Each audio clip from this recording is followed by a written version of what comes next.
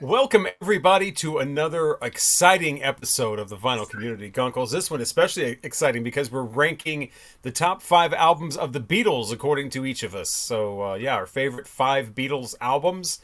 And, we thought this would be a great way to bring a little more exposure to a band that definitely, needs it. No one ever talks Right. about the Beatles. No one ever Nobody. talks about the No one.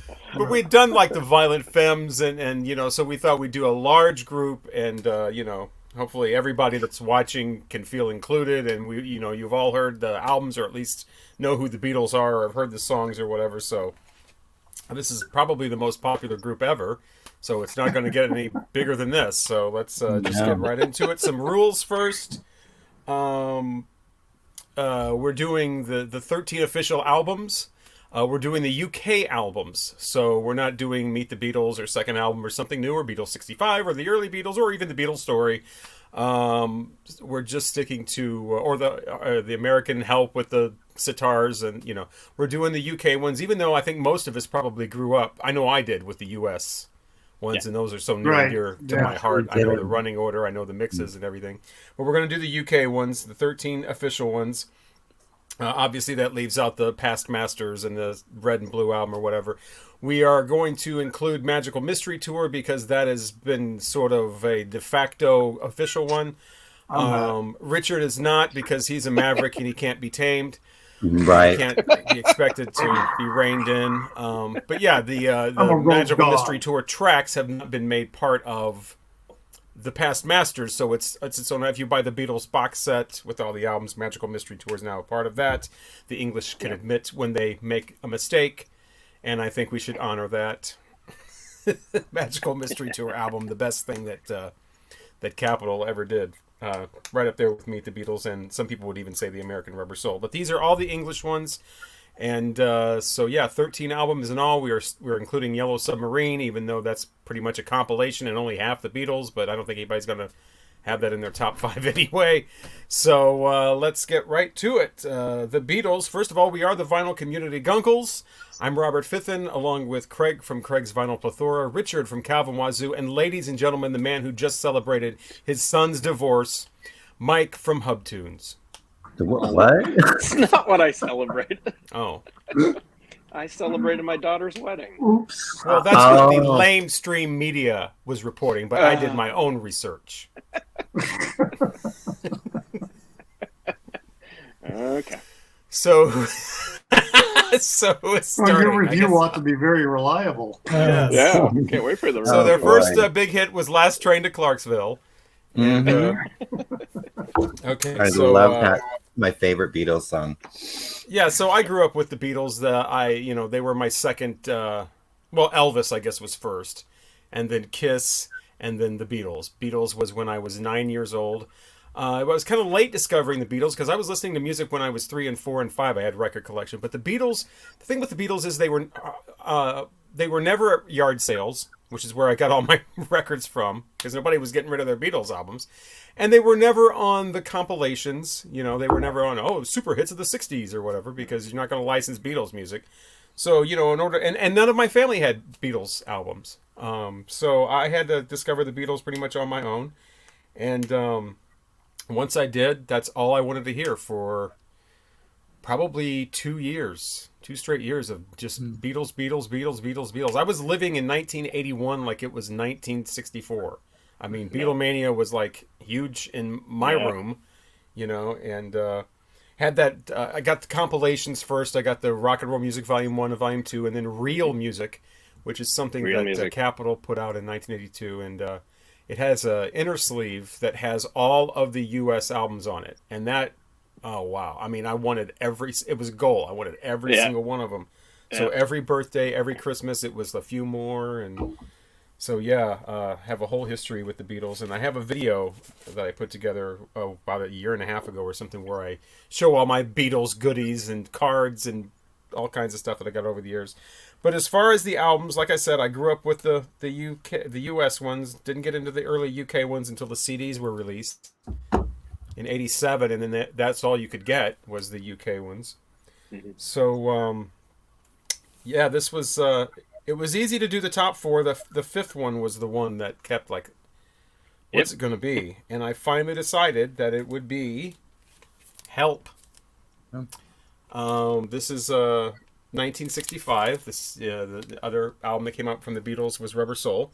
But Help, I think, is a great transitory album. I think you have really the best of both worlds here. You have some mature songwriting sort of sneaking in with things like you've got You Hide Your Love Away, and even the song Help, which is still one of my favorite Beatles songs. And slowed down like Tina Turner does it, you really get like more into the lyrics. They're pretty serious lyrics. It's a fun song, and then you really concentrate on the lyrics. It's like not that fun of a song. It's pretty serious and pretty heartfelt and a plea for help, Side one here is definitely the side. The Night Before, I think, is a very basic mainstream sounding song without getting too excited or too Beatley. It's again a little bit more mature for them. I Need You, the George Harrison song, I think is definitely overlooked. It's one of my favorites from him.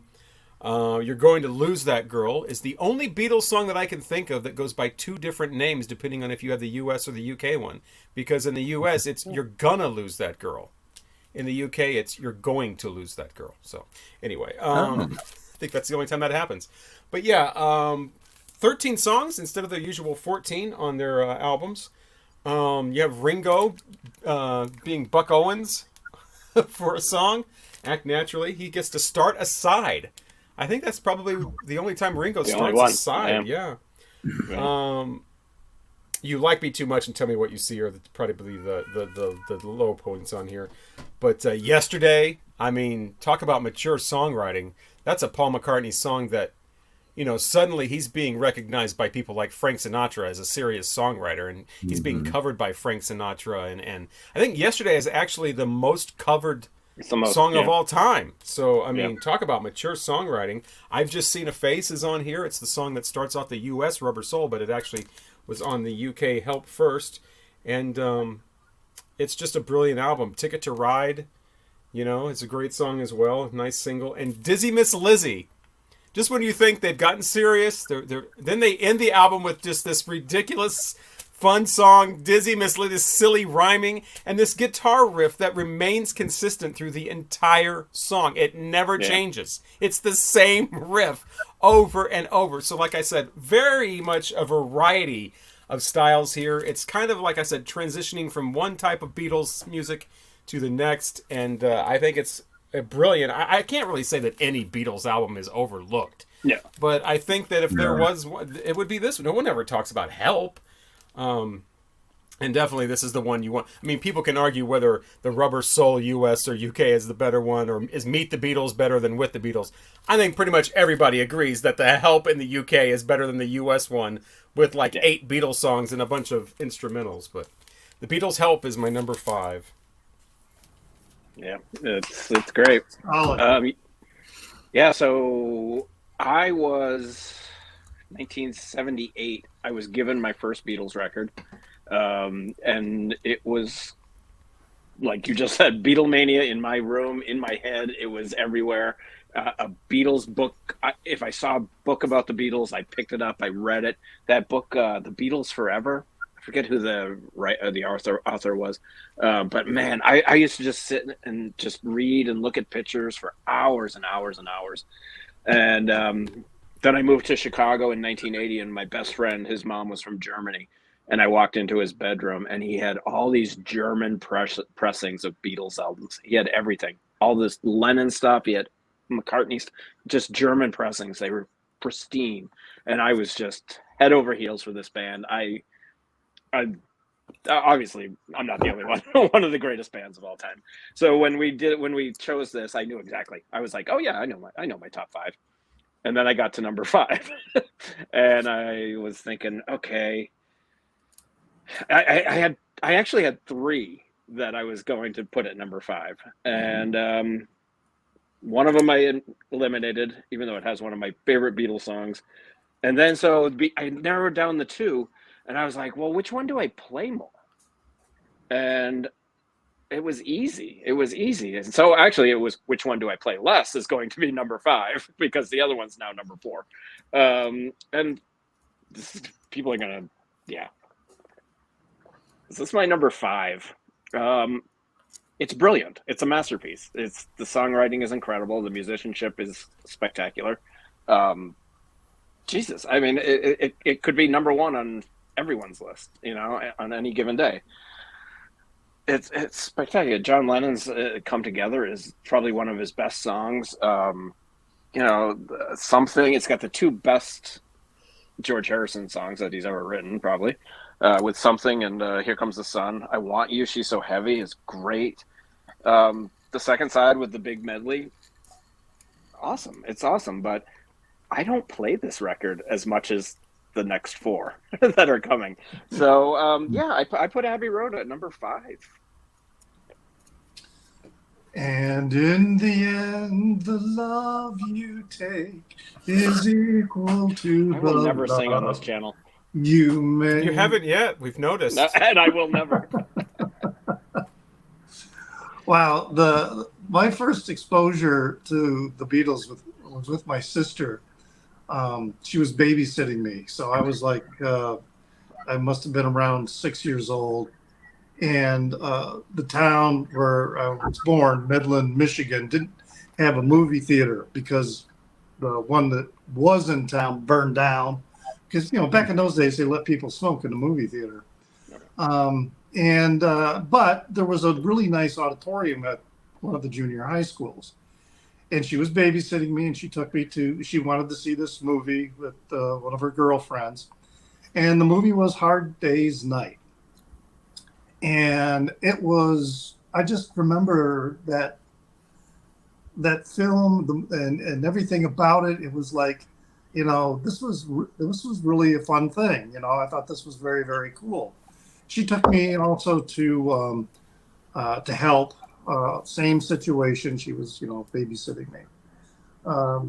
And then I can remember in like 1967, 68, around there, a neighbor boy that I hung out with, we were always arguing over which TV show was better. Was it the Monkees or was it the Beatles cartoon? So we were always having the argument about that. I always voted for the Beatles cartoon, and he always voted for the Monkees because it was real people. But anyway, my number 5, I was really surprised as I was listening to the records again. I thought, yeah, I've got my list. And then I started listening to them, and it was like, oh God, this is such a great record. This is such a great record. And I found myself really liking the middle years. That's where my selections are coming from, the middle years. And so my number 5 is A Hard Day's Night. That's when I was listening to this week, it's just absolutely incredible. Oh, good. I think this is their first release also that's entirely originals. Yeah. They don't do a single cover on here. The side one is, but the songs. What I really like about Beatles songs is that in the song I Should Have Known Better is a great example. I love that song. I should have known better with a boy like you. See, the way they sing, the way those songs are structured, you could say girl or you can say boy. And it works every time. It doesn't disrupt any rhyming or meter or anything like that. And I kind of think they did that on purpose, not because they were trying to appeal to, gay people, but probably the bulk of their fans were girls. Yeah. So when they're singing these love songs, then they can sing along, but sing about, I should have known better with a boy like you. And that's such a great song. Whoa, whoa, why? God, yeah. the singing with them is just so amazing. If I fell in love with you, would you promise to be true? They're just so genius with pop songs, simple pop songs. These were just amazing. The way they were put together, they're simple, but they're so catchy. Can't Buy Me Love. And then side 2, Things We Said Today. That is probably another one of my favorite, songs on there because it's so when I was a kid, it was kind of mysterious to me what was being, sung about. But I do love the way it's all put together. You say you will love. I just want to sing these songs because they're just so great. And then anytime at all, you can't do that. I love that song. Yeah, I love Anytime at All. What a great these song. they're all just absolutely, for me, exceptional pop gems that are timeless. They don't sound dated to me anyway, and I was really amazed at how much, when I was listening to this, is how much I reconnected with it while preparing for this. So number 5, A Hard Day's Night.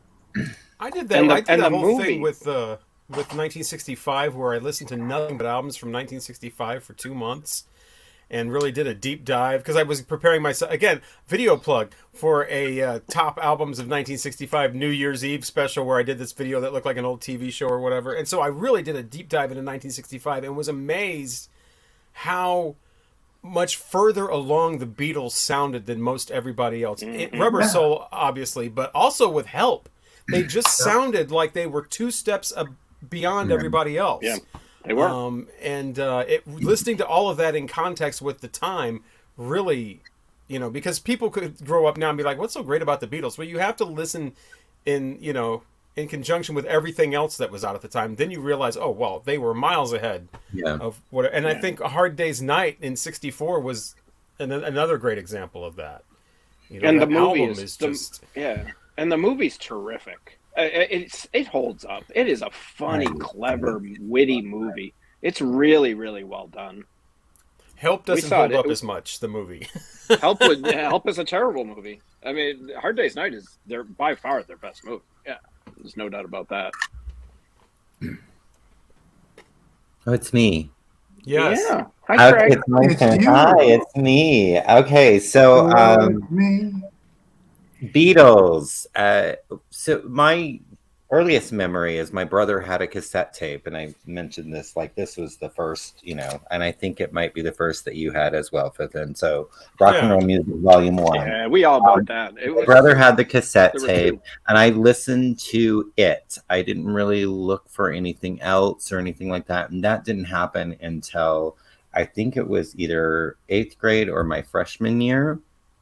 And I saw the movie Imagine. And then that made me want to go and listen, because I became just absolutely obsessed with John Lennon. And it made me want to go and listen to the Beatles. So then I had to have everything I could find. I never had everything at that point because it was hard. And I had everything on cassette tape. But so number 5, so that's kind of like my relationship with them, and it started with John. So will be and always has been Mine too. John that's my Beatle. But that tape, that Rock and Roll Volume 1 or whatever, that is, I just thought that's all the Beatles were, to be honest with you. I just thought it was like that oldie time rock and roll music, and kind of as I got older and then in my teen years, and when I went back and really was kind of like, wow, these guys are so much more than that. And there's really not a lot of their hits on that either, like later hits or whatever. It seems to me like it's a companion piece to 62 to 66. Yeah. Because if you'll notice, there aren't a lot of songs in common with the Red and Blue albums and then those rock and roll music albums. Weren't there 2 volumes to it? There are 2 volumes. I never had the second one. I think the second it started one off a double album stuff. with horrible artwork that made them look like they were from the 50s. So it was originally a double album, and then the one I had was the one that Craig's talking about, where it was split into 2 volumes with much better cover art. Okay. Yeah. All right, I don't know about that double. Yeah. You're smarter than I am. So yeah, I think all of us maybe struggled with number 5. Because what do you include and where do you include it? And so I just kind of went with the ones that I listened to the most or the most familiar with. This is the least that I'm familiar with, but I've recently, in the last few years, been getting. I don't know. We've been hanging out a little bit more, but I actually don't own this one. I need to remedy that, but I do not have that. It was going to be Magical Mystery Tour, but then I felt guilty leaving this off my list. So, and I struggle with Magical Mysteries Tour because is that an album? Is it not? But I know it's officially in the thing now. But okay, I'm going on too much. So the Beatles from 1968. That is number 5 for me. Probably some of my favorite songs of theirs are on this record. While My Guitar Gently Weeps, Happiness is a Warm Gun. They're just like, I even love Rocky Raccoon. Everybody's Got Something to Hide except Me and My Monkey. That song, look, he's showing it, but you're frozen. Yeah. But Revolution 9, I'm not sure that I'll ever get it, but I wouldn't say omit it. Like, I know that people are like, get it off of there. Like, it makes sense that it's on there. But Yeah, it does. it's really long and can be obnoxious, but I don't know. It's part of it, even though I don't think McCartney wanted it on there. But No, he did not. yeah, He can't always get his way. yeah, just most of the time, right? Yeah. But yeah, most number of it. 5 for me, The Beatles, 1968. Yeah, I'll promote my own channel again. I did a whole video about how much I love Revolution 9 and gave 9 reasons. It I was remember very that good. video. Check that Excellent out. video. Yeah, your I think I video was wearing actually this helped. shirt. Yeah, your video You helped are. me appreciate it more than I did before. So Yeah, I don't like. Well, I'll get to that later on. I'll probably Yeah. end up talking about a White Album at one point here. I'm sure But you will. my number 4. Oh, and by the way, this is what we were talking about earlier. This is that crazy 1950s Oh, yeah. rock and roll music Yeah. as a double album with like the 50s cars and the drinks and the diner Because and the whatever. Beatles are so 1950s. there's So 1950s. And then they Doesn't made make them any into sense. 2 albums, There you go. Yeah. Volume 1 and Volume 2. And they released but- them at the same time too. I remember because I remember running to the record store and buying both. Yeah, 1980 is when the new cover came out. Yeah. My number 4 is Revolver. This is probably some people's number 1. The thing about the Beatles is they're all 5-star albums. They're not like, shit. because Yeah. something is like number 4 that it's some lacking album or whatever. It's just Right. this. There's 3 albums that I like more, but I only like them a little bit more. I mean, they're the Beatles. But yeah, Revolver, for a while I thought this might be my number 2, but it's my number 4. I do love the fact that Dr. Robert is on here, and there's a Beatles song with my name, and he's the drug dealer, and that's really cool. Weird thing about the Beatles cassettes in the UK, the songs are all in bizarre order. And when those cassettes came out, when the CDs came out here in the US, and they released the UK cassettes, and like Good Day Sunshine is like the first song, they're all in ridiculous order. I don't know why that is. Yeah, I remember when I was getting that record, and it's like, wait a minute, I was expecting this other song to come up, and I was like, whoa. Yeah, the U.S. Revolver cuts out 3 songs because they'd been previously released on the U.S. album Yesterday and Today, and they're all 3 John Lennon songs. So the U.S. Revolver is like a Paul McCartney album. But the U.K. one, 14 songs. Wow. Taxman is something that a lot of people like more than I do. I think it's okay, but it's definitely not one of my favorites. Eleanor Rigby, though. I mean, what a great song. What a great feel to that song. Yeah. Totally just like unlike anything the Beatles had done previous. I'm Only Sleeping, John Lennon and his laziness, his supposed laziness always coming up in where he just wants to sleep and not do anything. Love You Too is a misprint. That song was supposed to be called Love to You. Like, I'll make love to you if you want me to. It was supposed to be called Love to You. But it's a mistake calling it Love You Too, but that's what it's known as. Yellow Submarine, I think it's a fun song. It's a Ringo song. And people have a problem with that. I think the problem with that song is it was a single. I think that's why people don't like it. It was a single, and people thought it wasn't worthy of being a single. She Said, She Said. The thing about Revolver, it's got 2 incredible John Lennon side enders. She Said, She Said, and one of my favorite Beatles songs of all time. It's definitely in my top 5. Tomorrow Never Knows. Wow, what a masterpiece! And talk about, just mind blowing. The first time I heard that, but yeah, the seagulls, which we later find out is actually laughing, slowed down on a tape. The tape loops, the whole psychedelic thing, preparing you for what's coming in future Beatles releases. It's great that it's the last song because it's like here's a sneak peek of what's coming up in future Beatles albums. But yeah, just a lot of fun stuff on here. I always liked "I Want to Tell You" too. That's kind of a looked over track, but that's a great George Harrison song. Got to Get You Into My Life. Not a fan, and that's one of the reasons it's just number 4 and not number 3. Or so. I don't care for Got to Get You. The Beatles go jazz. Hard pass. Got to Get You Into My Life, released as a single in 1976 in conjunction with those rock and roll music albums. That there was a single release to promote those.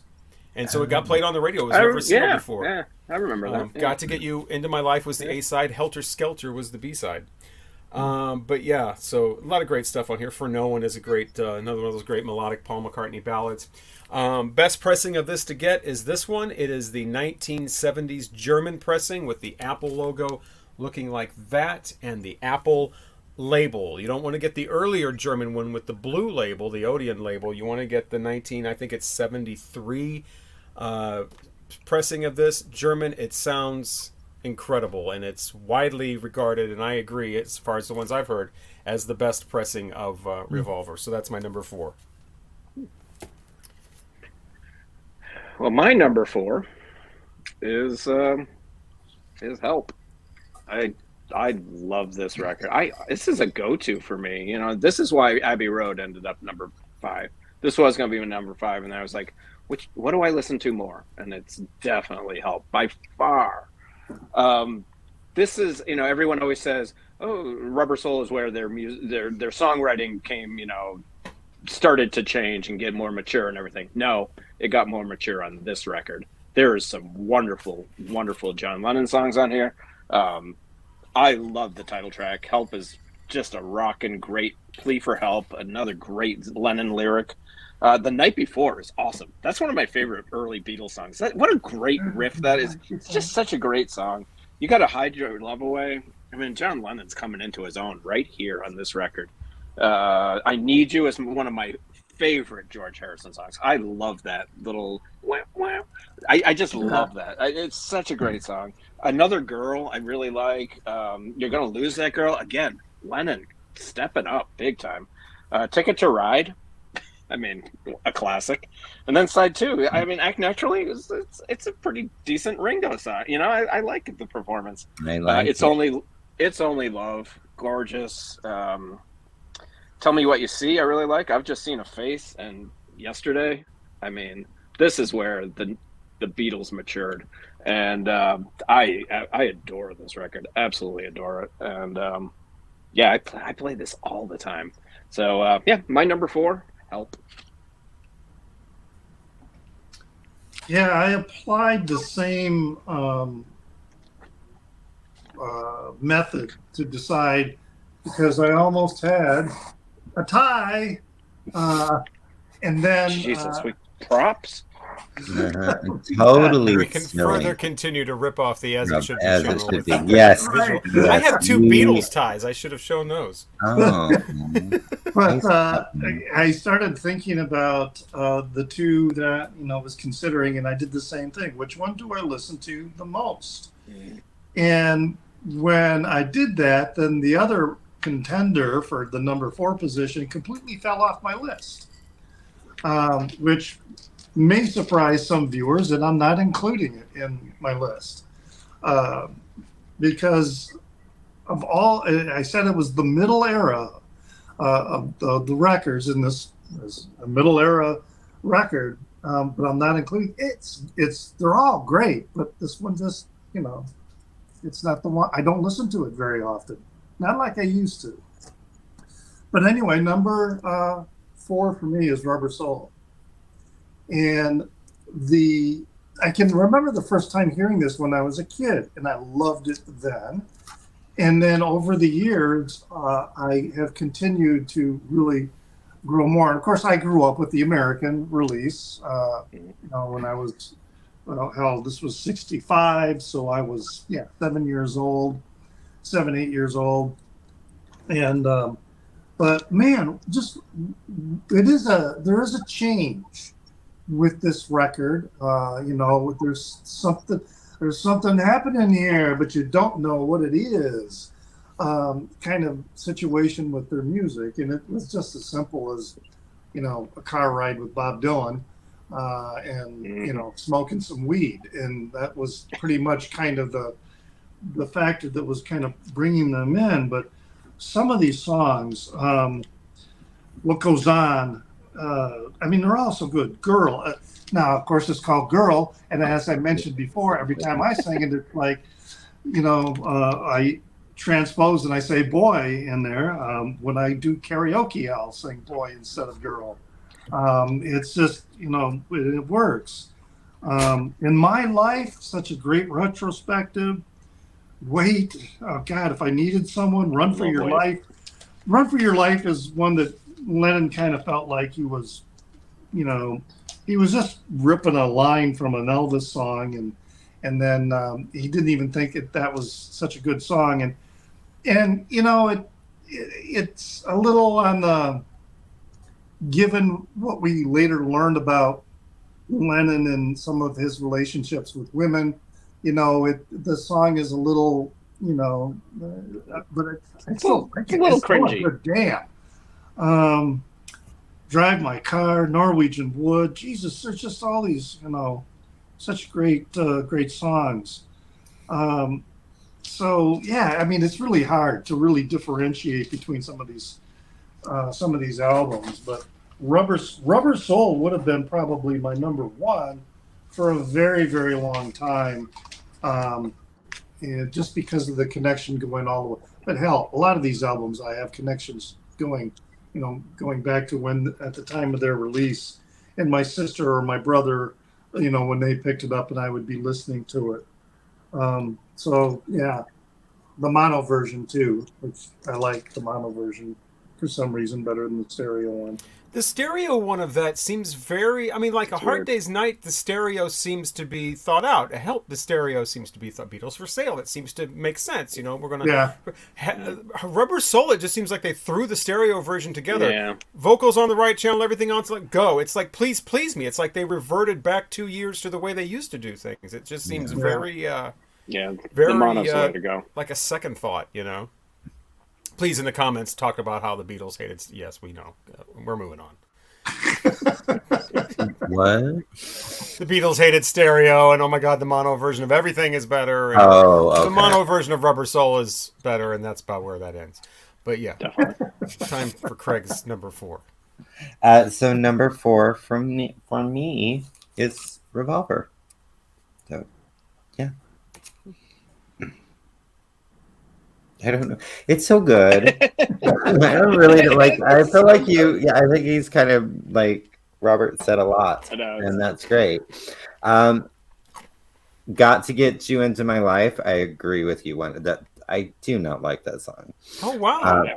I was going to say you could talk about how great Got to Get You Into My Life is. No, I don't like it. I really love And Your Bird Can Sing. Of course. Well. I'm only Eleanor Rigby. Yeah, it's just very Taxman. I'm kind of on the fence with that one as well. I don't know that that's an opener. I feel like it should have maybe been a different song. Right. 1, it's 2, 3, 4. Starting off their albums like Leonard Skinner used to. Yeah. But yeah, I guess that's all I have to say. I don't know what to say. It's Revolver. Yeah. So my number 3 is the aforementioned Magical Mystery Tour. Of course, the version that everybody has in the American version doesn't look exactly like this, but just like Revolver, if you want the best sounding pressing of this, you want to get this Hurtsu German one, and you want to get the correct one, make sure that it has the correct matrix and everything. I think it's the A1, A2, B2 one. It can either have this Hertzu logo here, but you have to get the later Hertzu one, not the earlier Hertzu one, or the Apple logo here. But it's got to be the 1973 one. And of course, it has the purple thing here. I like the other cover better, but this is the better pressing. All the tracks on side 2 are in real stereo, as opposed to the American one where it's a lot of fake stereo and doesn't sound very good. So yeah, like Baby You're a Rich Man and All You Need to Love, true stereo on this. But yeah, it love starts Baby off, You're a Rich Man. It's one of my favorites. I love that song. That's why Ringo's I've got this version of it. Yeah, and it's a gay song. But yeah, so Magical song? Mystery Tour starts off okay. Magical Mystery Tour is kind of goofy. It's kind of silly, the song. And then the Fool on the Hill I was never a big fan of. But then Flying comes on. And I like that song so much more than I think the average I just love that instrumental. And I think if you just start with that song, it's a great prelude to all of these wonderful songs that are coming up. Blue Jay Way, this eerie George Harrison, just so spooky and so eerie, and just what is going on? There's a fog upon L.A. and my friends have lost their way. What happened to his friends? What, it's just so mysterious, so wonderful. Your Mother Should Know is Paul McCartney doing his nostalgia thing at its best. He returns to this sound even in his solo albums, like over and over. What's the one on the where he goes, "This is fun." I think it's on Venus and Mars. I can't remember the name of it, but it's an old time like song, Magneto and Titanium Man. No, it's Oh, give me the answer. I know yeah, you gave me the answer. Yes. You gave me the answer. Yeah, it's similar to that, but this is where that really it. shines. That Your Mother Should Know. I love that song. I Am the Walrus. Just like Tomorrow Never Knows, I'd put that in my top 5. Hello Goodbye. No, not so much. Silly, but then Strawberry Fields Forever. I mean, this is John Lennon's album. I Am the Walrus, Strawberry Fields Forever, and All You Need Is Love. I mean, obviously, you need love and an air conditioner for your fur coats, but that he left that line out. But All You Need Is Love is a great, as long as everybody agrees. That's the thing. Everybody has to agree that all you need is love, and then all you need. You can't have some people thinking all you need is love, and then some other people thinking, you need a little more. Then the concept doesn't work out so well. But yeah, Baby You're a Rich Man it was a song about Brian Epstein. And how does it feel to be one of the beautiful people? It's so great. Who do you think the beautiful people are? It's right. How often have you been there? Often enough to know. What did you see when you were there? Nothing that doesn't show.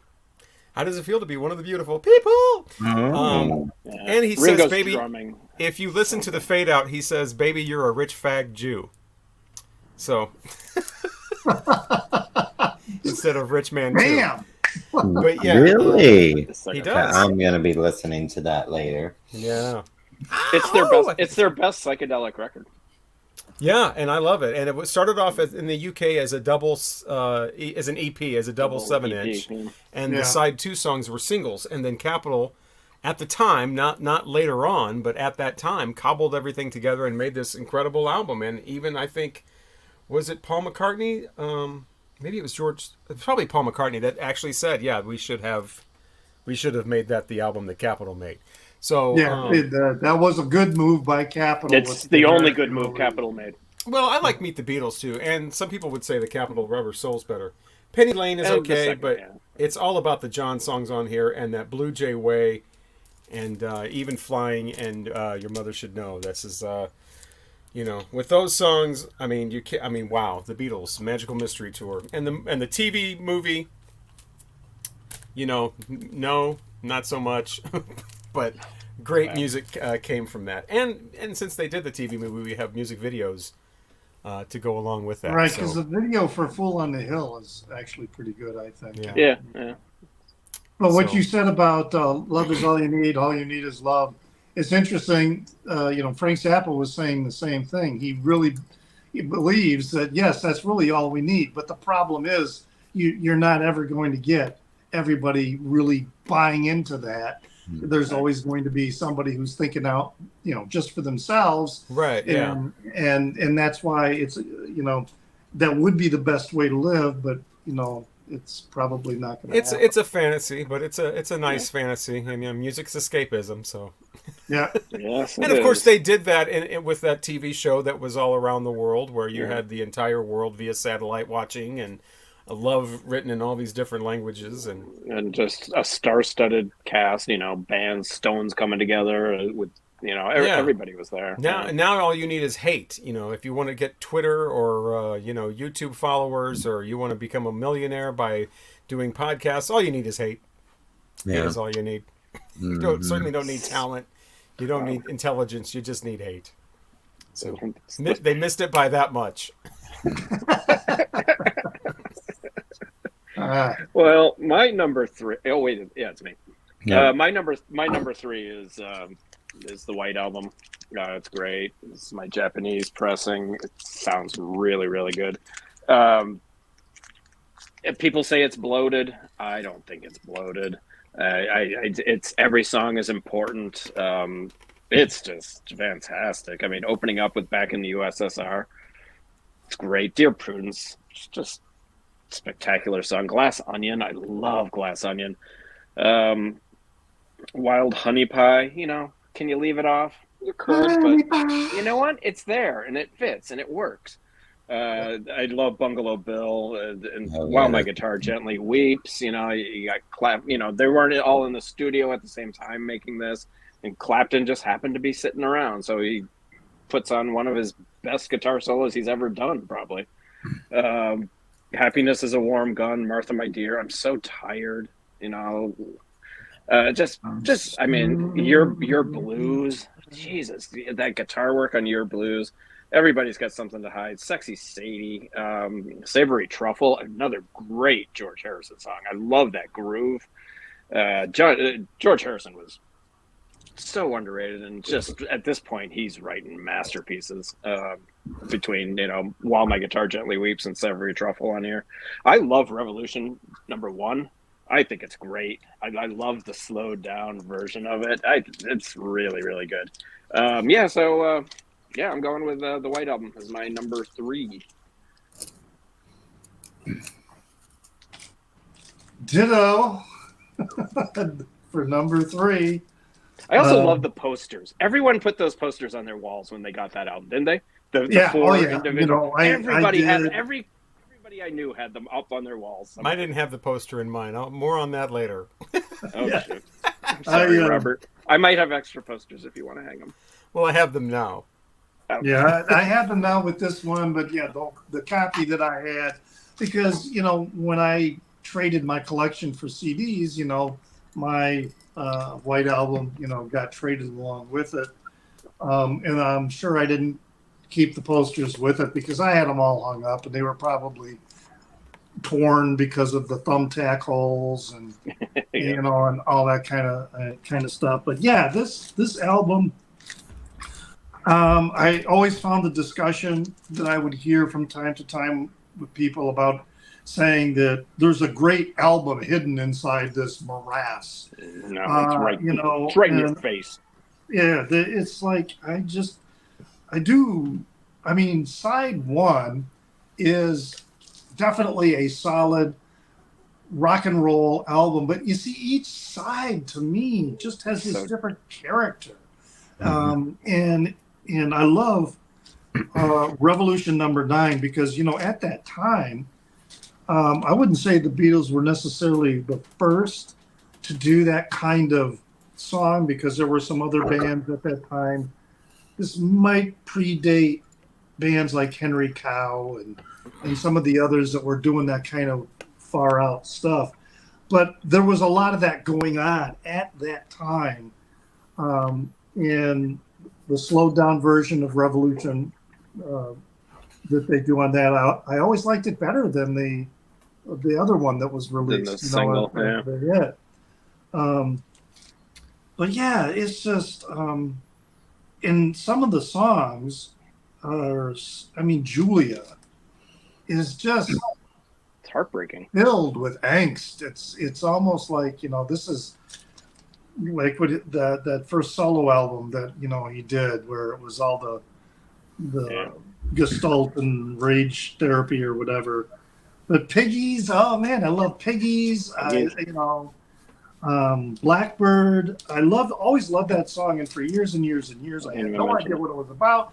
I just thought it was a really, really pretty song, and then I found out that it was all about the civil rights movement, and that just blew me away. And I'm going, Jesus, what a fucking songwriter! I don't think anybody ever talked about that for years and years and years, and then Paul McCartney just decided to say that in an interview just a few years ago, maybe 5 or 6 years ago. Yeah, I didn't know about it till And That then he was started fairly discussing recent, it. yeah. But you know who read into that song and said it was about a civil rights movement and all of that way back in 1968? Who actually figured that out? Charles Manson. He was hanging, Charles Manson was hanging around with a lot of people, He, that guy was quick. He was tuned in to the Beatles. yeah. And speaking of the song, Helter Skelter, that song on there, I always loved that song. Gosh, really, this is, again, with any of these albums, they're all 5 rainbow albums. And any given time, they would easily move up, move down. But this definitely, for me, has to be in my top 5 because it is such an incredible album. It's one of the few double albums that I own where I will sit down and listen to the entire album in one sitting.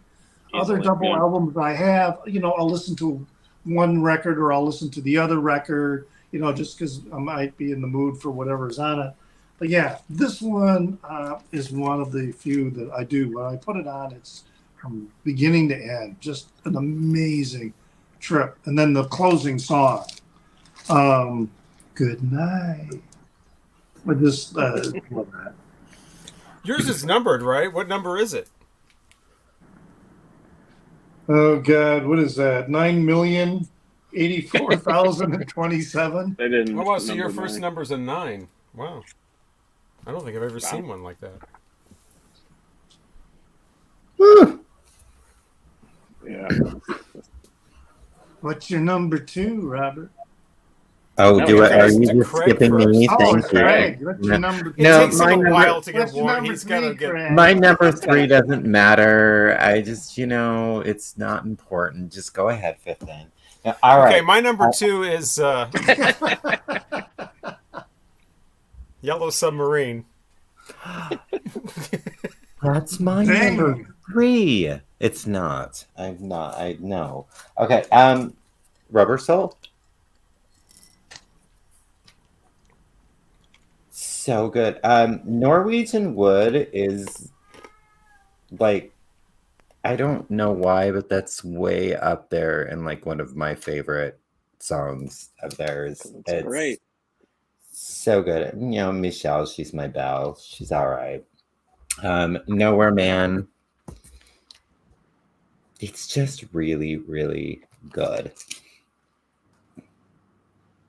I feel like I'm not really, because you guys are just saying so many wonderful things, and it's like, well, I don't want to repeat them, but just, Well, you're at a disadvantage because by the time we get to you, You're we've gone already last, talked about already kind of whatever talked album about you're showing. Yeah, so, but it's just, yeah. Nowhere Man for me almost hits too close to home sometimes because it's like you're sitting there and you're on your Discogs and you're moving around and you're filling in like what your media condition is for every album and you're putting it in this category and then that song comes on about Nowhere Man making all his nowhere plans for nobody. Nobody. It's like, wow, that is, yeah. please remove this photo. It's of me and I don't like it. And then In My Life. John Lennon tagged me in a song. Please remove that tag. Get it. Oh, yeah, Yes. that song, In My Life, that is... In My Life. And It's Lennon's Yesterday. Dare I say, but I really, no, this is better, and I'm not saying as for cut, I really do enjoy Bette Midler's version. No, I've never heard it. Yeah, she sings that in Beaches, right? Or something. No, it For was the on one of Boys. her. It was on. No, it was on her. She sings it in the movie For the Boys, though. Did she sing it then? I know Yeah. it was on her Bed of Roses album. But yeah, I just really like the way she does it. Of course, theirs is better, but I don't know. She brings a different life to it. I mean, if the Beatles never made an album, they would still, especially Lennon and McCartney, would be billionaires by all the people that remade their song. And I didn't realize this until just a few years ago. But apparently, when their albums would come out, there would immediately in the UK be singles of every song on there done by other groups. Like immediately. Yeah. I mean, I know here in the US you had psychedelic groups that would, every psychedelic album just about had a Beatles cover or sometimes two as like album tracks. But apparently in the UK, like if the Beatles didn't release it as a single, somebody else would do it and release it as a single. And they just, I'm sure the money just poured in. This cat is just not going to stop. I know. I keep muting myself. Not like your story. It wasn't just pop bands that were doing it too. It was everybody. It was like Paul Moriarty was doing it. I remember the back of the Capitol albums, or maybe it was the inner sleeve that had the Hollywood. Always advertised the Holly Ridge Strings do the Beatles. Oh, I love the Holly Ridge. Yeah, I gotta run out and get that. But Engelbert Humperdinck, everyone. Oh yeah. Shirley Bassey. So I mean, people like Shirley Bassey that you knew that the Beatles were no longer these mop top teeny bopper. When like I was saying before, like when people like Shirley Bassey and Frank Sinatra, start doing their songs, and it's like, okay, well, these are serious musicians. Maybe we should take the Beatles a little more seriously. So what are we at? Number 2? Yes. My number Number two is Abbey Road. Because the older I think we get, the more, you kind of, when you want to throw something on, listening to something like Love Me Do seems kind of like, it's cute and everything, but it's kind of like, awful song. This stuff, really? Because I hate Love Me Do. I never liked that song either. And I thought I was the only one. Love it. No. I know, I'll always be Awful. true. So please love me do. I don't like Love Me Do. But yeah, once you get you can listen to this with anybody, and there's no. This is a totally adult album, and the whole picture here with these guys and the whole conspiracy theory that goes along with the whole Paul is dead thing. Oh yeah, Paul is dead. Funeral line thing. Early pressings of this, American pressings, you can tell if it's an earlier one or not because it has the street gutter thing there at the bottom, where later ones the picture's blown up and you don't see that. So there's another little fun fact for you. But early UK releases have the apple off-centered by accident. But yeah, Come Together, Chuck Berry, great songwriter. Something, like Mike said, something in Here Comes the Sun, that's the peak of George Harrison. My Guitar Gently Weeps, I think, is up there too, but yeah. I'm not as big of a fan of his solo stuff, but yeah, this is where, and Something was a song like Yesterday, where all of these big name, serious vocalists would cover that. Yeah, that's one of the ones Shirley Bassey did was Something. Yeah, she did. Yeah. Yeah. Maxwell Hill's Silver Hammer is probably my least favorite song on the entire thing. And the Beatles don't like it either. Paul McCartney was the only one that liked it. He didn't like it. Yeah, the other Beatles did not like that song. Oh, Darling is just this primal scream of a song. It's Paul McCartney trying to be John Lennon, I think. Yeah. It's just some of his best vocals. When you tell me, woo! Yeah. No, it's great. Yeah, it's this total primal thing. It's like I said, it's like Paul McCartney doing John Lennon. Octopus's Garden. We're still underwater with Ringo Starr, like we were in Yellow Submarine, but now we're in Octopus's Garden. I Want You. She's so heavy. It's just so passionate. You don't have time for beautiful romantic lyrics. I want you. I want you so bad. It's driving me mad. I want you. I want you. I want you. I want you. It's like, have you ever wanted somebody like that? I have. I don't know. And you don't ever get them either. Or then when you do, it's like, wow, that wasn't. Yeah, it changed my mind. Oh well, time to go. Yeah, time to go. What's on TV? But yeah, I love that song, and just a eerie song, that guitar riff, and then it just slams shut. Like, who else does that? It just stops. I love that, and then you get this sweet. On the CD.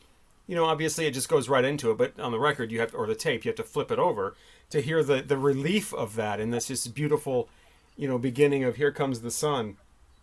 Because is like synthesizers in 1969. You know, I mean, it's a great use of that. And then of course the big, it's usually just referred to as the Abbey Road medley, with all of these songs. You know, You Never Give Me Your Money, Sun King, Mr. Mustard, Polythene Pam. She's so good looking, but she looks like a man. She came in through the bathroom window. I mean, what a title! Who else would come up? You wouldn't have a title like that on anybody. And the Mamas and the Papas 2 years earlier couldn't even have a toilet on the cover. But you know, you can come in through the bathroom window. Golden Slumbers is Paul McCartney screaming a lullaby. You know, it's just insane. It's just the contradiction there of just this Golden Slumbers. It's like, you know, rock-a-bye, baby. You know, it's like, you know, this screamed lullaby. And you can carry that weight. And the end, you know, it's the end. Most beautiful lyrics ever written. Yeah, it really is. And then you get this little joke at the end, just so you know that you're not supposed to take all this so seriously.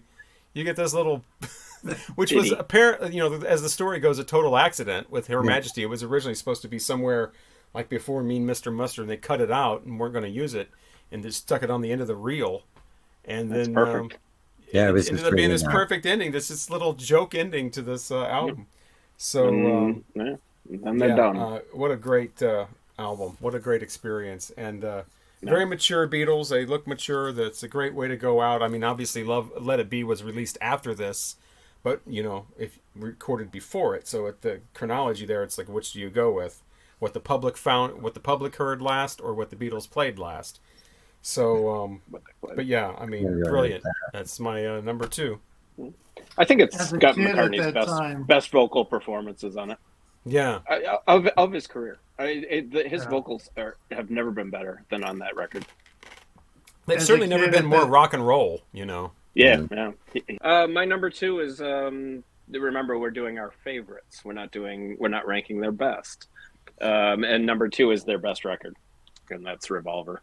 I think this is their pinnacle. I think this is their absolute best. I like Taxman, Eleanor Rigby. I mean, nobody had heard a song like Eleanor Rigby. And you put that on a rock and roll album by the Beatles. I mean, it's just their song development from Rubber Soul, even from Help to Rubber Soul to Revolver. The progression is just. It's a big leap from pot to LSD. Well, there's that too. Yeah.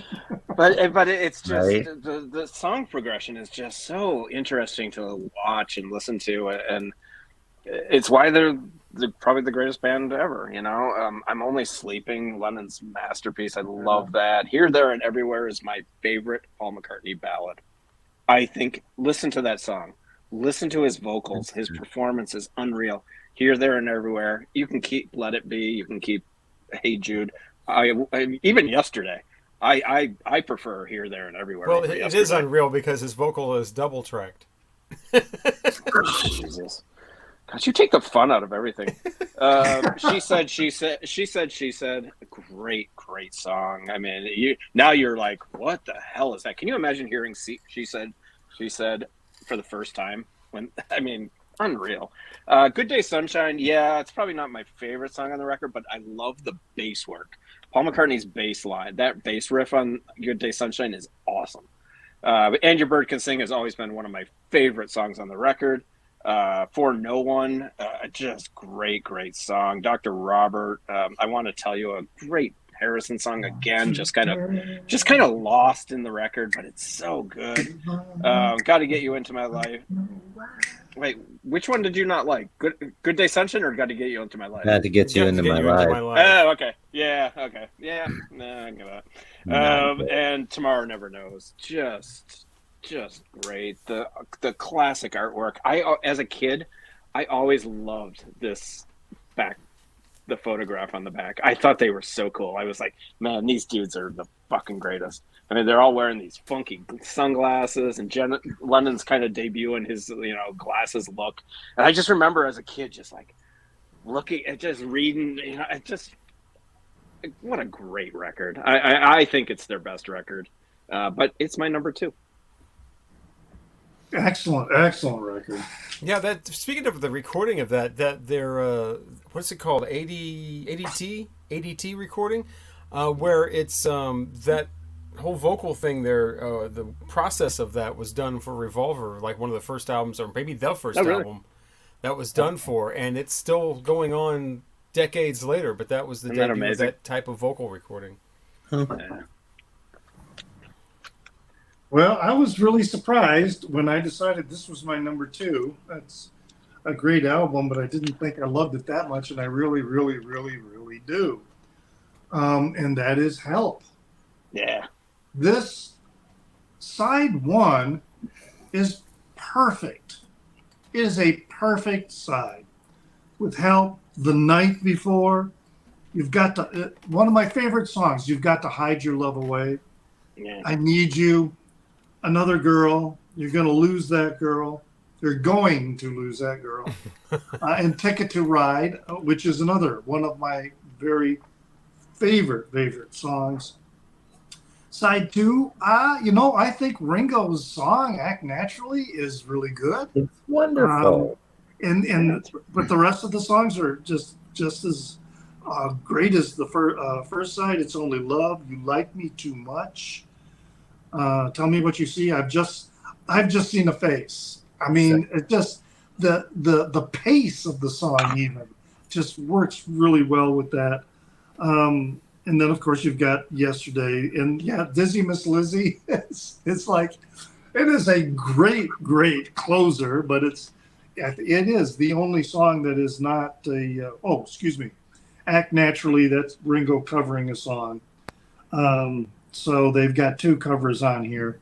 But just the way they do Dizzy Miss Lizzy, I really love that. But, yeah, I was surprised, again, that this...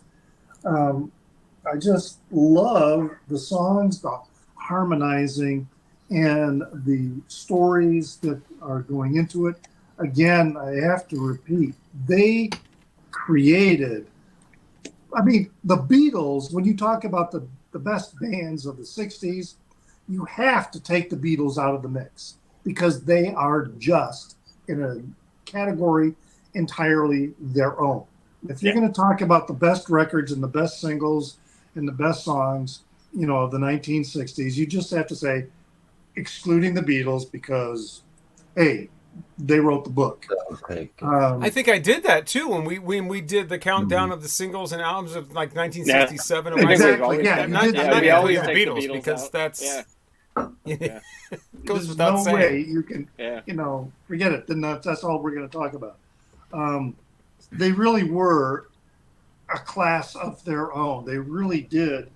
They, as Robert was saying earlier, they were so far ahead of the rest of the pop music world.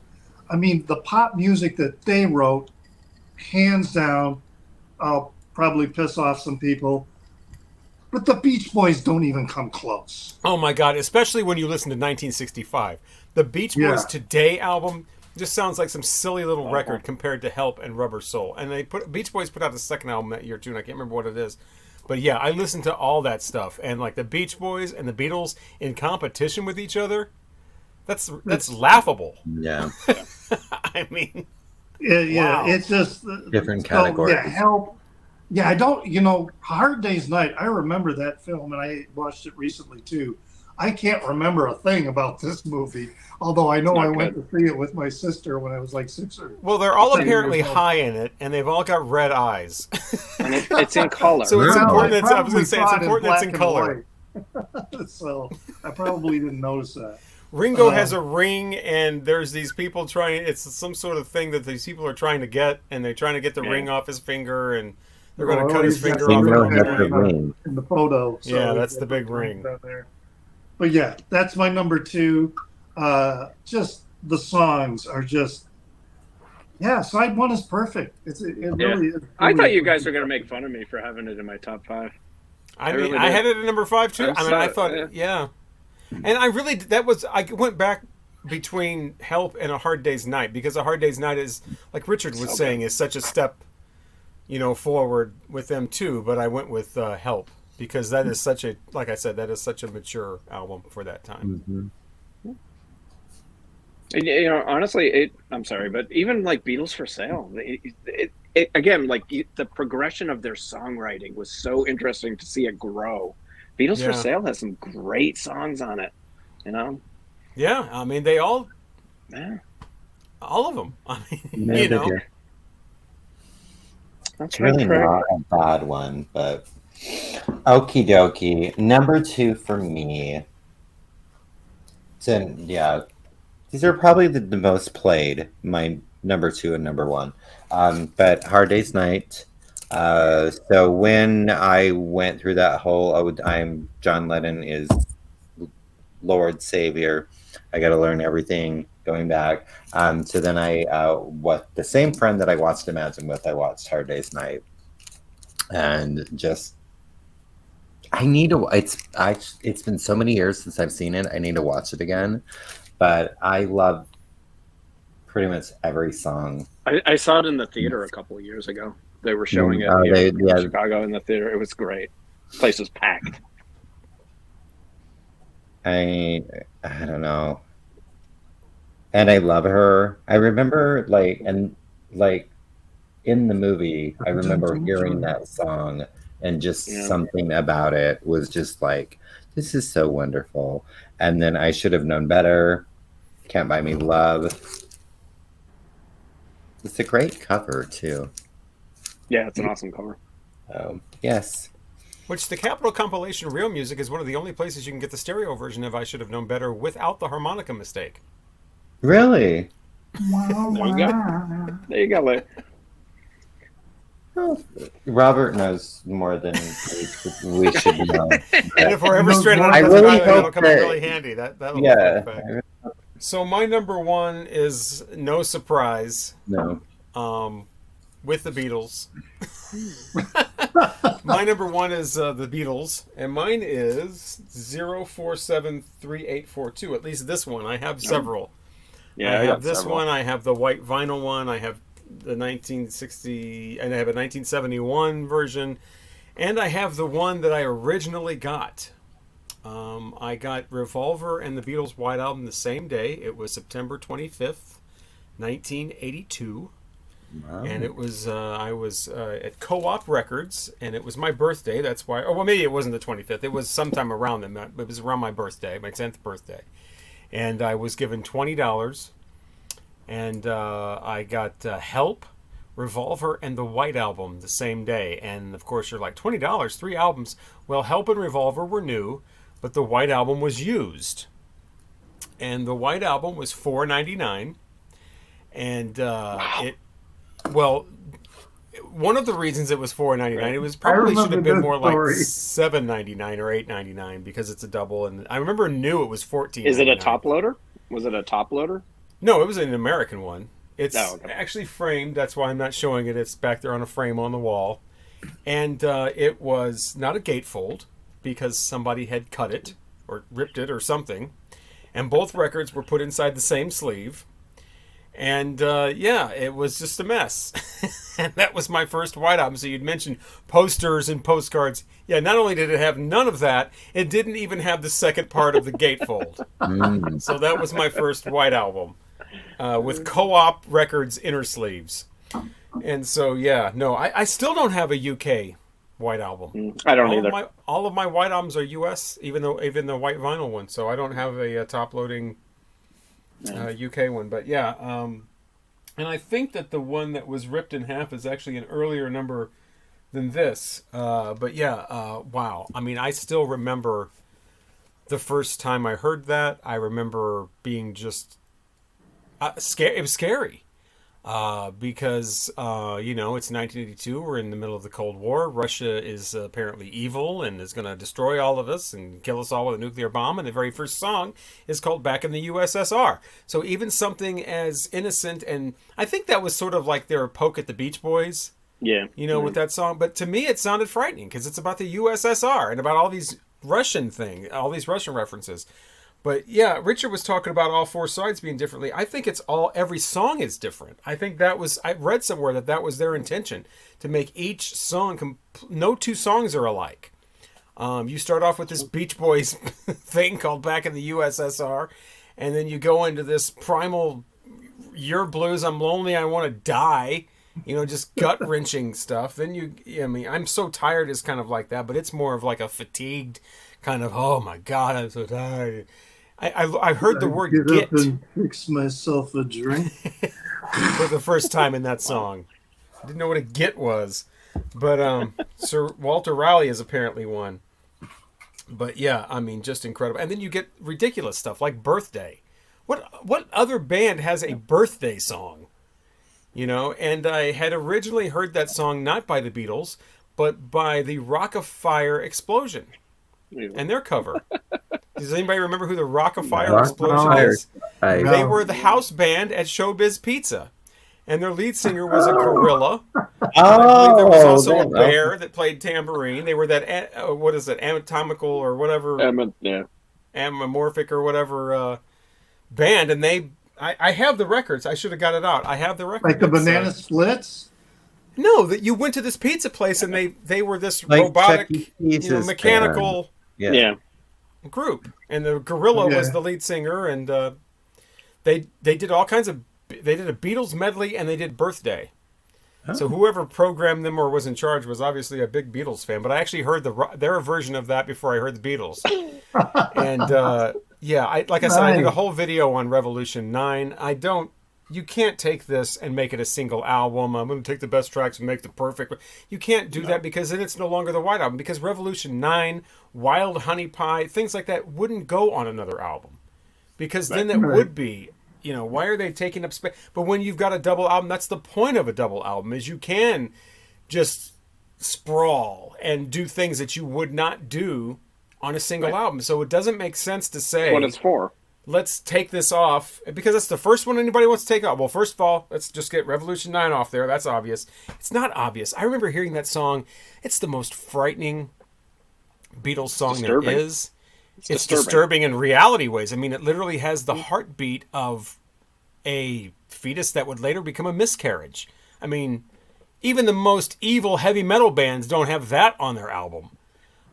And I remember hearing that and just being completely freaked out. And like I said, I did a whole video about 9 reasons why I love Revolution 9. And one of the reasons is it's a Beatles song that people are still afraid to play on the radio. People will have these album nights where they play albums all the way through. Oh, we're going to play the White Album. Well, we're going to skip over Revolution 9, obviously. I love the fact that there's a Beatles song that DJs are afraid to play. Nobody's afraid to play a Slayer song. Nobody's afraid to play a Guns N' Roses song. But they're afraid of playing a Beatles song. I think that's hilarious. And you get the ultimate, relief from that. Here's Ringo is going to guide you out of this with this lullaby, literal, not a figurative, not a literal lullaby called Good Night. And what a great way to end all that, with Ringo singing you off to sleep. Everything, you've been through a lot. Everything's going to be okay now. And the whole entire album, and like you said, While My Guitar Gently Weeps is I think that's even better than the 2 that are on Abbey Road. I think that is George Harrison's absolute masterpiece, even without the Eric Clapton, the lyrics and everything. I don't have the song listing in front of me. I guess I should open this. It is on the back of the shirt, but the fact that the Beatles could put out an album. You can turn around and we'll read it. We'll read it to you. Yeah, with the whole, with just a white album cover and still I can't see that. And still, sell, that proved it right there. Bungalow Bill, by the way, the first time Yoko Ono appeared on a Beatles recording that was released. But Don't Pass Me By is a great Ringo song, too. The great whole song, country thing going on there. Why don't we do it in the road? I will, Julia. I just love that line of the lyrics here. But yeah, Mother Nature's Son's a great song, too. And Sexy Sadie is a great lead-in to what's going to come after that, which is Helter Skelter. I mean, not only just the beginning of heavy metal and just the Beatles just saying, hell, let's do a heavy metal song. Let's just crank everything up to 10 and just blast it out. But that whole beginning of Sexy Sadie just sounding so much more sinister, knowing that it leads into Helter Skelter. And then, of course, what Helter Skelter comes to represent after that. The Beatles didn't know that was going to happen when they recorded or released the song, but then what comes after that with the whole Manson thing and the book named that and the movie named that and it being associated with like a psycho killings and whatever. It just adds to everything. And then even Long, Long, Long, which is a ballad. And then that becomes even frightening at the end of it, where he just, whatever the hell that is at the end of the song. The whole thing is it's a very frightening album for a little kid who's, the Beatles up to this point are, Revolver and Help and, Meet the Beatles and, Something New and Hey, Anytime at All, and now you're getting like just this madness. It was just mind blowing. I mean, I there are very few albums that blew my mind. This was definitely one of them. It's also coming off of Sgt. Pepper and Magical Mystery Tour and Yellow Submarine. It's yeah. I mean, I can think you Yellow imagine Submarine hearing is this? after this. This is the reason Yellow Submarine didn't go to number one, because this just stayed there. Savoy Truffle, you mentioned that before. That grew. Marketing idea, leaving money on the table. Why don't they do this? Savoy Truffle, the song, is based on like a Whitman sampler, but in England. It was the Good News sampler. And he's basically just reading off all of these little chocolates and describing them in this sampler. Why in the world? And I looked for years, and it's not available. Why wouldn't they redo that sampler so you can have the cream tangerine, Montélimon, the ginger sling with a pineapple heart, the coconut fudge, and then this, of course, the Savoy Truffle? Why wouldn't they remake all those candies and put them in a box and sell them? All the Beatles stuff they sell. Shit. Why wouldn't they do that? Yeah. But yeah, does Whitman still make candy? But yeah, that's what Savoy Truffle is. And I don't usually like a lot of jazz songs. I don't think it's a jazz song. It's a song that has jazz elements. But I absolutely love the horns in that song, and I love the whole. That's still one of my favorite Beatles songs, is the Savoy Truffle, and all too. The absurdity of it is all it is George Harrison reading off, like basically the UK version of a Whitman sampler. Cream tangerine, Montélimon, ginger sling with a pineapple heart, coconut fudge, comfy dessert. It's like, it's good news. Good news is the name of the sampler. Okay. But you'll have to have them all pulled out after the Savoy Truffle. He's talking about everything is so sweet, you're going to have all your teeth pulled out after you eat all this. So yeah, my number one is the White Album. The great thing about it is, as different as every song is so different from each other, it's sequenced perfectly. Like whoever sat down and said, okay, this is how we're going to sequence the album. Yep. Side by side, 1, 2, 3, 4. It's really, which is another reason why you can't break it up and make it a single album. Exactly. Yeah. Man. I can rethink Yellow Submarine though. Why was Yellow Submarine half of an instrumental album from George Martin? Why didn't they? Because it's 1969. Instead of the Hey Jude thing that came later, why didn't they put Hey Jude, Revolution, Rain, Paperback Writer, Old Brown Shoe? Why wasn't all of that on side 2 of Yellow Submarine? Now that would have been an incredible Beatles album. But anyway, I digress. That's my number one. That's good. Yeah, no. I love side 1 of Yellow Submarine. Okay. I'm up next. My number one is an emotional pick. It's not Yellow Submarine. This is the when I was 11, 12 years old, my parents got me a crappy little Radio Shack turntable, and it's like a built-in all-in-one kind of thing, and I was in heaven, and they gave me one of their records, and it was Rubber Soul. This is that record. It still sounds great. It's still in pretty decent shape. It's the mono. It's the American, so I'm breaking a little bit of a rule here. This is what I grew up with. This is a perfect record in my eyes. It's a perfect folk record. It's very folky, the American version, because you don't get Drive My Car, which I'm fine with. It opens with I've Just Seen a Face, Norwegian Wood, You Won't Which See is on Me. Help. Well, which is on Help, yeah. Think for Yourself is one of my favorite George Harrison songs again. The Word, it's all right. Michelle is beautiful. The second Girl, I'm Looking Through You. when I was a kid in probably the early 80s, yeah, because it was after we moved here. I'm looking through you on Entertainment Tonight at the end of the show. They would, or in between a commercial break, going into a commercial, they'd always show paparazzi photos of different stars, walking around Hollywood or whatever. And the music that they played over this montage of like stars photos was I'm Looking Through You. And I just, every time I would see Entertainment Tonight, there would always be that Beatles song. Every night it would be on the TV. And Oh. my mom watched that show every damn night. I love that song. And I love that song. And it's an emotional thing. Maybe it just brings back a time and a memory, but that's one of my favorite songs on this record. I just adore it. Fun In fact, my life, on the U.S. stereo version is the only place to hear that song with the false starts. They made a mistake and have false starts, but it's only on the U.S. stereo version. Yeah. Oh. Yep.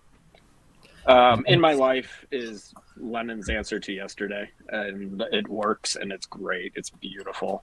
I love the song Wait. Wait is so good. I always thought that was a great jam that people didn't talk about. And I always loved Run for Your Life, too. It is a little cringeworthy, given the history of John Lennon at this point. But what a great song. A really good song. The thing I loved about this, I remember, I said it with Revolver, too. I love on the back here. It always has. I mean, you can't see it, but it would say like Norwegian Wood. This bird has flown. John with Paul on vocals, George on sitar. It would always have like here's George on piano, organ, on Hammond organ. It would always have here's Paul playing on fuzz bass, on Think for Yourself, and it would. Here's Paul with George, John, and Ringo on Hammond organ, and it had all this information on back, and I was always. Just as a weird little nerdy Beatles kid, I was always like, ooh, that's so cool. And I don't know why, but it was just the best. It was, it was a new kid with the first record he ever owned. And yeah, I'm gonna get weepy, but this is my number one Beatles record. Well, as a kid, orally, I had difficulty telling the difference at times between whether it was Paul singing or whether it was John singing on some songs. I just didn't have that defined in the ear. So yeah, that information really helped me because there were some songs that I thought for sure one was singing, but it turned out to be the other. So there were even a couple George Harrison songs that sounded like Paul was singing. Yeah, I would get George and Paul confused when I was a kid. Yeah. But to get a great pressing of Rubber Soul in mono, the UK one, get the third pressing, which was actually done by Parlophone's person that used to master classical recordings. So she really did an excellent job because she's used to doing classical music. And her name is Hazel Yarwood.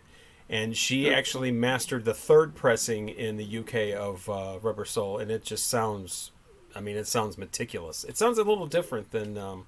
I mean, you have to really know the original and know what you're listening for. But yeah, check that out sometime. It's cheap. It's a kind of a secret, so it's not like it's a big deal. It's amazingly expensive or something like that. Yeah, I have all the UK monos just randomly.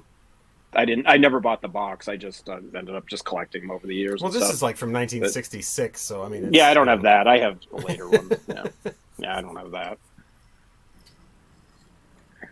Well, my number one is Revolver, and it's really always kind of been Revolver. The one song, Good Day Sunshine, or has it got to one of those songs? To me, they're both the weakest ones on there. Got to Get You Into My Life, I think I like better than Good, or maybe it's Good Day Sunshine. Now I'm confused. Got to Get You Into My Life is like the jazzy one with the horns. Good Day Sunshine is the one with the piano roll. Good Day Sunshine. It's just, I just like the whole album. I love the whole album. I love the opening with Taxman. I just love the 1, 2, 3, 4. I just love that. I remember as a kid, first time I heard Eleanor Rigby, and I was like, it was I cannot describe the feeling of hearing that song and knowing it was a Beatles song. And even as a kid, I knew. I mean, it does say, "Look at all the lonely people," but I really could feel, what he was singing about in that song. It just was coming through. I could picture Father Mackenzie, um, all alone, darning his socks in the night. It's With nobody sad, there. sad song. Yeah, Yeah, it's it is. just, it really, really does pull you. Um, Here, there, everywhere. Maybe that's the one that's. To lead a better life, I need my love to be here. Yeah, that's the one that I think is the weakest one. Oh, it's Probably on shit. there. gorgeous. Shots fired. It's Uh, gorgeous. It's Yeah. gorgeous. That's a pretty but when good I song. say it's the weakest one, I'm not saying it's an awful song. Yeah, yeah, no, I get it. It's but yeah, the two closers, like Robert said, she said, and tomorrow never knows. I mean, it's just Dr. Robert. I mean, there's just so many. Just yeah, it's an album that every time I listen to it, I am enjoying it over and over again. To me, it is their best album in the entire discography. It is the pinnacle. It is their greatest cohesive everything, the songwriting, the lyrics, the instrumentation. Even with a few of the weaker songs, they are still leaps and bounds ahead of anybody else in 1966. And yeah, they still had lots of great stuff to come afterward. But to me, none of it measures up to this record. And that's my personal thoughts on it. It's a brilliant album. It's also the first album where George Martin really steps up and takes over in the studio. I mean, they would never have made it without him. Yeah, I mean, if anybody, there's like 16 different people that call themselves the fifth Beatle, but I think he's really, if you want to call somebody the fifth Beatle, it would be him. It was him. Yeah. This is, and the cover always fascinated me as well. Yeah, I did. All the faces and then, like you said earlier, with the photo on the back, wearing those, it's like they're protecting their eyes. They're so radioactive, they're just such high energy that it'll burn your eyes with out. the emphasis on high. Yeah. That's probably why they were protecting their eyes. Right. Right. Oh, I love she said, bringing me down with this. I know what it's like to be dead. That was apparently something that Peter Fonda kept saying over and over again. Yeah, right. It was at a I've party. heard that. Yeah. And Peter Fonda was talking about this, and John Lennon's like, "Oh man, relax, dude. You're bringing me down." The Thorazine. I want the Thorazine. You can't have it. You don't need the Thorazine. Give me the Thorazine. Yeah. So, I don't know how many people that's got my that, number but one, Revolver. All the others will change. I'll change the order of those. Revolver is always one. Revolver is always going to be my number one. Yeah, it's like the White Album will always be my number one. I mean, Rubber Soul. I was so time. into the Beatles, and I thought, they were just the tops. And then it's such an incredible thing to have somebody so high up there, and then have them even best that. It's like, I don't know of another band that ever did that, or another artist that ever did that, where you have them in such high esteem, and then they manage to kick it up a notch even above that. With just incredible. each album, I mean, Hey, I didn't hear them in order, but Okay, Craig. It's time for my number one. It's so exciting to share. I know I'm excited. I know. So it's Please Please Me. No, it's not. Because I had this that's ready a to good show one. everybody the That'd be best okay, pressing too. of Please Please Me. I was hoping somebody would say Oh Please yeah. Well, I know. Which it's not bad, but it's not my favorite. I just thought I'd be silly. This is and has been and always will be my favorite Beatles album. It's the one I've listened to the most throughout my life, and my favorite Beatles song of all time is on this record. So yeah, Abbey Road is number one for me, and I don't even know how to explain why it's so important to me. But Oh Darling is just, Oh, darling, it's brilliance, and please release me. yeah, he Please breathe. it's unlike anything that I think Paul sang before or after.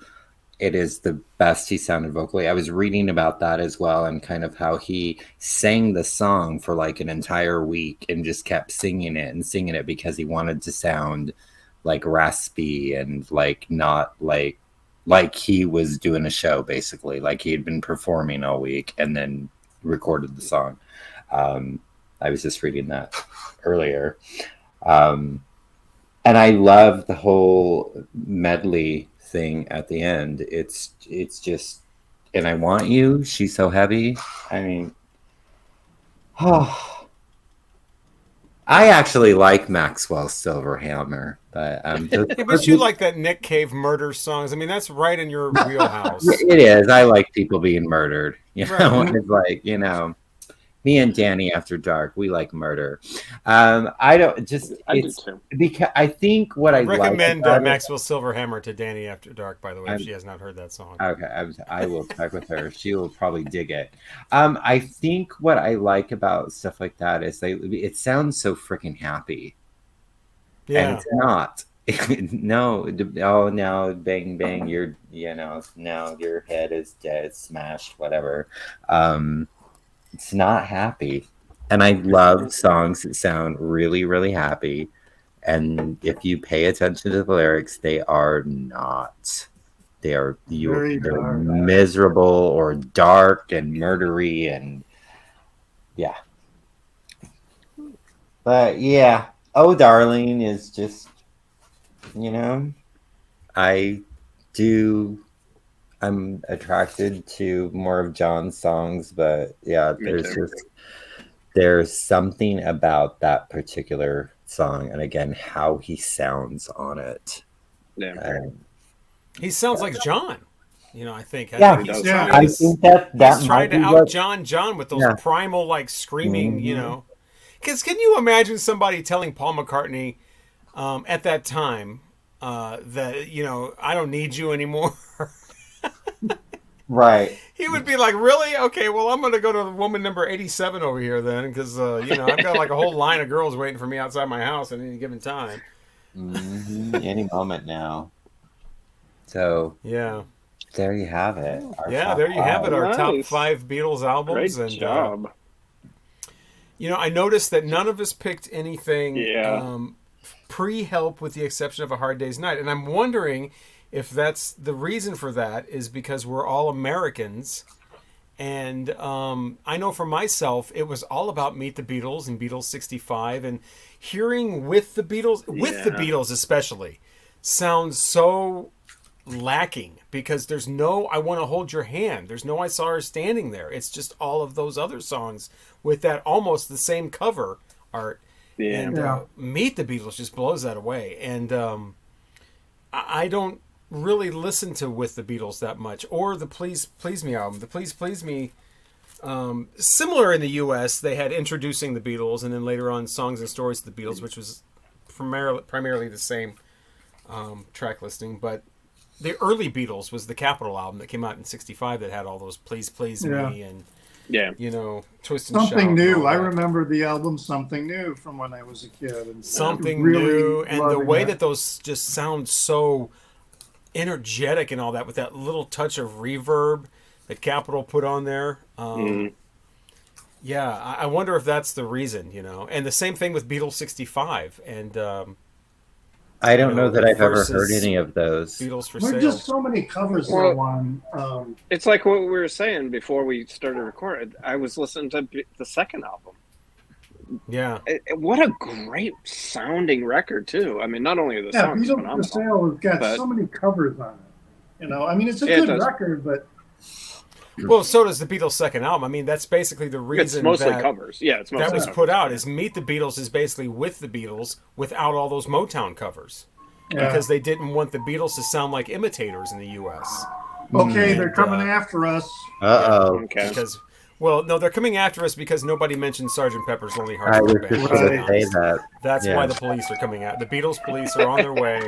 Yeah, None of us out. had Sgt. Pepper's Lonely Hearts Club Band in our top 5, and I can speak for myself and say maybe one of those reasons is because that was one of the last Beatles albums I got. And fun fact, Craig mentioned Rock and Roll Music, Volume 1 being Hinder's introduction. It was my introduction too, as well as Volume 2. There's no songs from Sgt. Pepper on either of those two albums, Oh. which I thought was kind of strange. Oh. Yeah, well, I I never didn't heard mention Volume it 2, because- so... All the other albums are represented, but not Sgt. Pepper. But Oh, I that's always found that interesting. kind of tea and crumpetsy. It's a very important album. It's obviously Yeah. a very influential album. I love the cover artwork. Yeah. But it's a There's 5-star some good album, but stuff it's just on not it, in my yeah. top 5. Yeah, there's some Right, good because stuff it came on out in, let's see, where's my list here?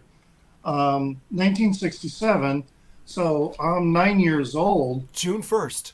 and Oh. it's, and I certainly listened to it on occasion. I got a lot of glare there, but I didn't mention it because when I was 9 and 10 and 11 and 12, I listened to that record all the time. And then, I don't know, I just, Robert said this before, that some of the songs they're almost like children's songs. Well, that was Terry that said that. It sounded like a children's Terry album. was the one that said that. All right. He's But- not wrong. But that's it appealed to me as a 9 and 10-year-old, and there's still really great songs. I think it's a very cohesive album, although I don't consider it a concept album. Everybody talks about it being a concept album. It loses the What's the concept after the first two songs. Yeah.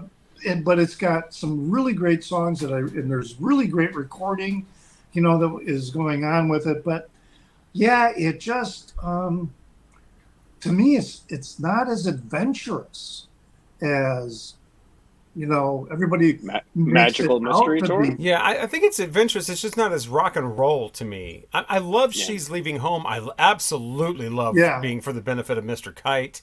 Yeah. I love the Sgt. Pepper reprise. I love Lucy in the Sky with Diamonds, but it's just a little too orchestra and that kind of thing. Overproduced. But I do I still love the fact that I have an original sealed first pressing of Sgt. Pepper's Lonely Hearts Club Band. Well, there's your return. Oh, you do? Oh. Yeah, there's your return. It is sealed. I was just going to mention how that Still was so sealed. much better. Yeah. When I was a kid, the movie was and I amazing. put on my Christmas list, and what year did that come out? 78? 78. And by the way, I wanted to show Oh Darling done by Robin Gibb on this. Oh, When I I- need to get I've still there. it's sealed, so I've still never heard this. I need to In get there. 1978, a little Mike put that on his Christmas list. I want Sgt. Pepper's Lonely Hearts Club Band. I knew nothing about the Bee Gees, and I put that on my Christmas list, and That's what you That's got. the That's one you the got. copy Santa left We me. talked about that on our Christmas episode. I got the Chickmunk sing the Beatles. Mm-hmm. And a smart ass I comment. under- Well, you can slow it down and play it. It probably sound just like the Beatles. God. Maybe we should try that. I understand why Sgt. Pepper is so important. I mean, we'd never heard anything like that before. I Right. mean, if I was 15, 16 years old when that came out, it probably would be in my top 5.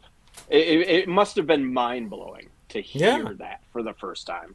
But in the grand scheme of things, with all these incredible, beautiful albums, it's probably my 7. Yeah, it's probably my 7 or 8 Probably too. my 7. Yeah. But yet it has one of my favorite beats. It has A Day in the Life on it, which I find to be an absolute masterpiece. It's one of my favorite Beatles But songs. I do not like the George Harrison on there, the Within With You, Without You. I don't really care for the Paul McCartney When I'm 64. Oh, I like Fixing that a Hole, I like don't that. care for. I don't care for Getting Better. It's just got a lot of songs that it's like, Good Morning, Good you Morning. can't get much more. I do like Good Morning, Good Morning.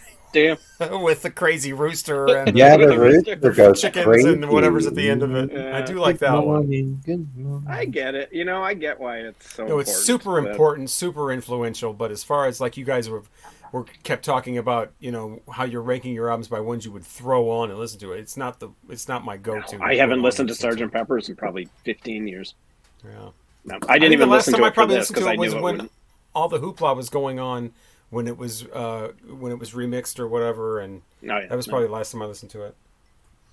Yeah, I always grew up with the stereo version of it. I really never. Yeah, I did too. And, me too. and the one I have is the stereo version, and I always kind of wanted to get a mono version just so I could hear the difference.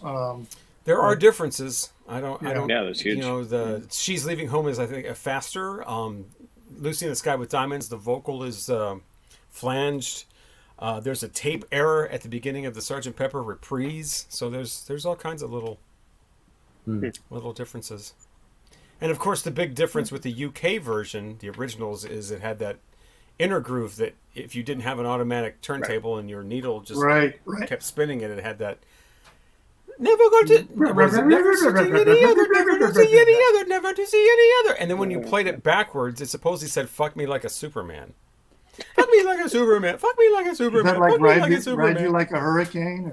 Oh, Yeah. I need Rock me like a hurricane. Craig, write that down on your notebook. fuck me like a Just Superman. write "fuck me like a Superman." You'll remember what it is later. Fuck me like a Superman. How much you want to bet I don't remember why I wrote this down? Lisa might win $1. Right? So that is was our fun. That's our That was Beatles. fun. Yeah, Beatles. that was. It's like a trip down memory lane too, because I don't listen to these records all the way through much anymore. I once was in a while while ago, but ever since I got that record cleaner, and I've been going through my whole record collection, cleaning them and listening. And, the Beatles were the first ones I did, and it's like now it's been a while. So Yeah, they're so good.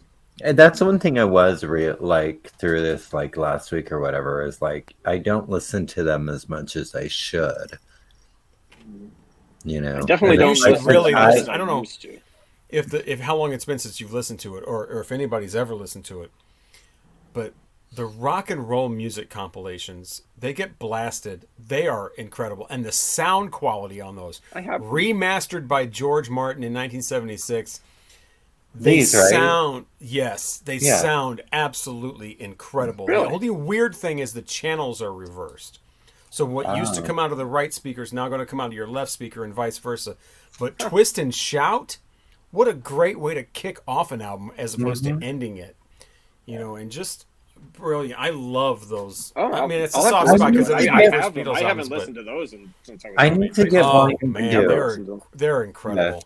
I need to get volume 2. I've never Get heard volume it. 2 because it goes further, and then you get the Helter Skelter and Okay. Yeah. Okay. Because I love this, and I think a lot of the times it's either Abbey Road or I throw this on because this is what I listen to so much. And It's called rock and roll music, I think, because it's all rock and roll. It's not any ballads no or anything. ballads. So it's high energy and just it's incredible. And this is pretty great too. The Past Masters. This has got a lot of stuff. I have the other one. Yeah, that's everything that wasn't on the albums. Yeah. All the Although singles. no 8 days a week on anything, but 8 days a week's on Beatles for Sale. it's on the actual album Yeah. on the UK one. Because I listened to it and I don't remember ever hearing. If you that have song. all of those and the 2 Past Masters, you have everything the Beatles released, with the exception of the 90s Free as a Bird and whatever artificial intelligence shit they're coming. Whatever, how ridiculous. Just stop, guys. Come on. And stop with these remixes. That's a whole other story, though. Okay, that's our Beatles top 5 albums rankings. That was fun. Let us know what you thought. What are your top 5? Let us know in the comments. Remember, we were doing UK ones, but the US ones are probably nearer and dearer to all of our hearts. We should probably do another video later on where we just rank the US albums going up to what was the first one that's not Sgt. Pepper would be the first one that's both in the same. Then we could do Yesterday and Today and Beatles 6 and Beatles 6. We But could yeah, do that. That might be fun. that's Actually, interesting. yeah. Yeah, because we're Americans. God damn it. We are Americans. So yeah, we're going up on 2 hours here. So thank you so much for watching. We are the Vinyl Community Guncles, and join us as Craig is going to allow us to hear his album that he picked out for our album review, which is The Bobby Lee's Bellevue from God's sakes. 2022. We're also going to review the top 5 albums. From the what are the Bobby Lees? Didn't they do Mr. No, that's the Bobby. No, that's the Bobettes. That I did have, Mr. Lee or something like I'm that. actually fairly familiar with this record. So, Oh, okay. I don't know it at all. yeah. But I'm looking forward to getting to know it. I hope so. We'll also talk about our top 5 albums from The Who. No. Yes. Since we're no, No, next is 2015, so you can edit all this out. oh well, yeah, we're doing 2015. We're doing Then The Depeche Who. Mode, then The Who. Oh, we're doing Depeche Depeche Mode. Mode. Depeche Yeah. Mode. Yeah, okay, I've and got it The all Who, here. and You then can we're gonna edit do all of like this the out. best Anne Murray albums. Yeah, Got the that best coming up. Yeah, so okay, so 2015 with Bobby Lee's, then Depeche Mode, then 1995, then The Who. 1995. Where did that Yeah, come from? I remember thought I we were doing pulled it. 2015. Oh, 2015 there's is a lot next. coming up, people. You want to be here for it. We are the Final Community Guncles. I'm Robert Fitton, along with Richard here at Kelvin Wazoo. Craig's Vinyl Plethora. Mike and Hub Tunes. Thank you so much for watching. Ta-ta. Oh.